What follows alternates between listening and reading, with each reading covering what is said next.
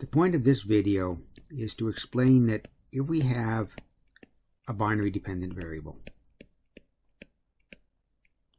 then we're going to have a likelihood function that's going to be either Bernoulli or binomial. And if we think about society of conjugate pairs, if the likelihood function is a Bernoulli or a binomial, then the appropriate pairing is going to be with a beta distribution. And the whole point of this video is that we've got a likelihood function that's a Bernoulli binomial paired with a prior that's a beta. Then the mean of the posterior distribution, which is also going to be a beta, recall, but the mean of that posterior is going to be a weighted average of, on the one hand, the average of the data,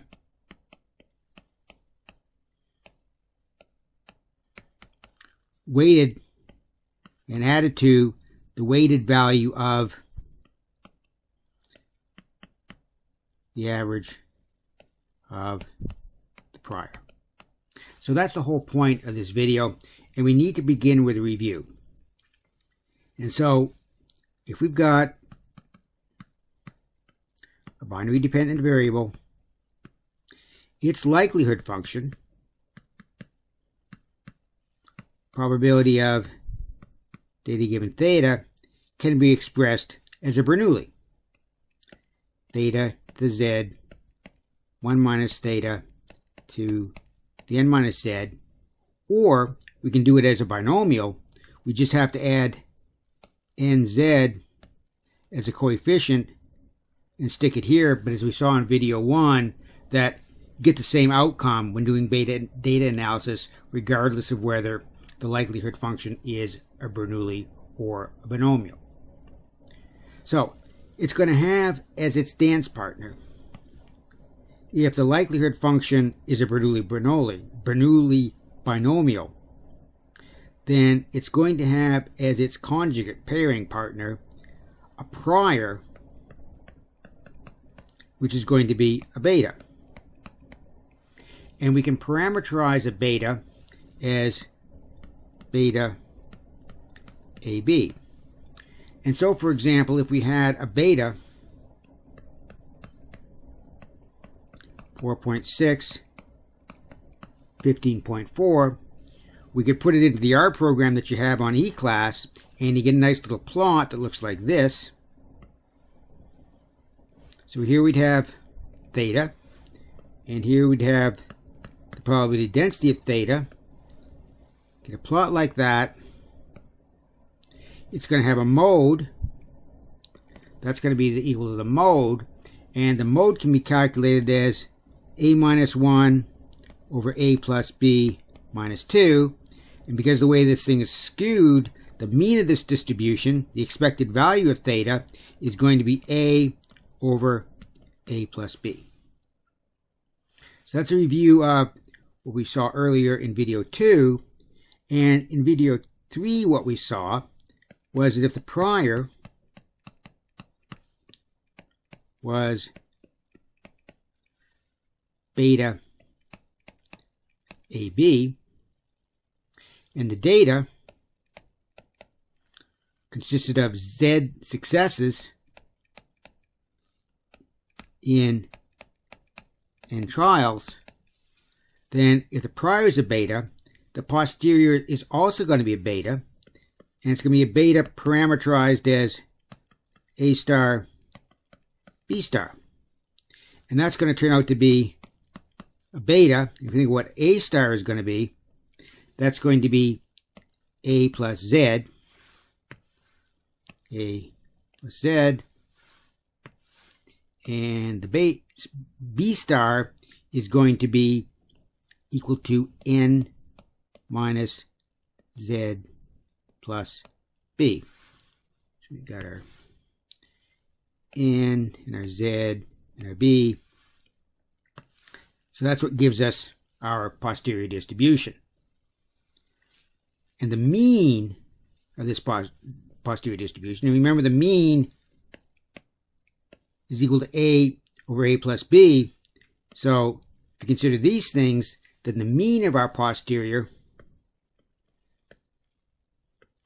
will be equal to A plus Z over A, let's do this, A plus Z plus N minus Z plus B. It's going to be equal to A plus Z over A plus N plus B. Okay, now let's move on to the main event. What I really want to show, this idea that the posterior mean is a blend of the prior mean and the data. So if we look at this thing here, N plus A plus B, N plus A plus B. We can start with this thing, and then we can kind of partition it out into N over N plus A plus B added to A plus B, N plus A plus B. So we just partitioned this thing out. Now, what is this? N is the amount of data. That is the number of trials. What is A plus B? Well, I didn't talk about this very much, and it isn't even proven in your notes, but it can be shown that A plus B is actually equal to kappa.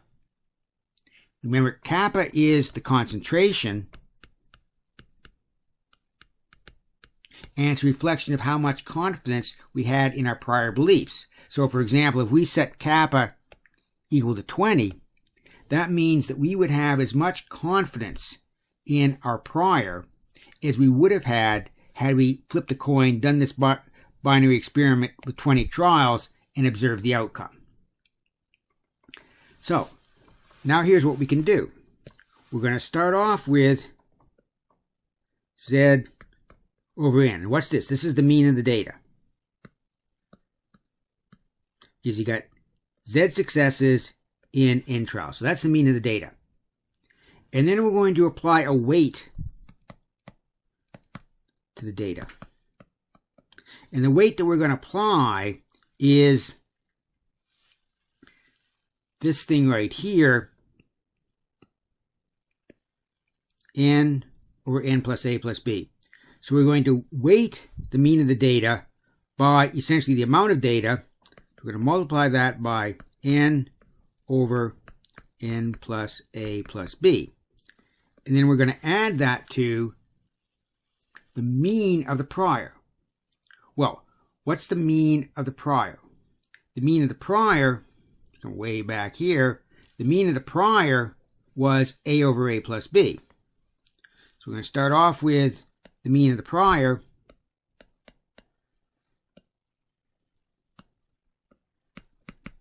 And then we're going to attach a weight to that.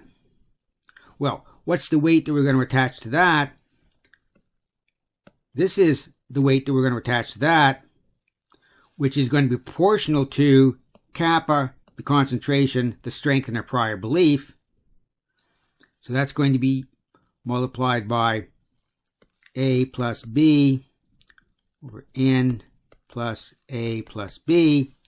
And what happens is that come here and you've got A plus Z divided by N plus A plus B, which, thank goodness, is exactly the same as what we set up here, which was going to be the mean of the posterior. That's the mean of the posterior. So what we've demonstrated is the mean of the posterior can be thought of as a weighted mean, as a weighted average.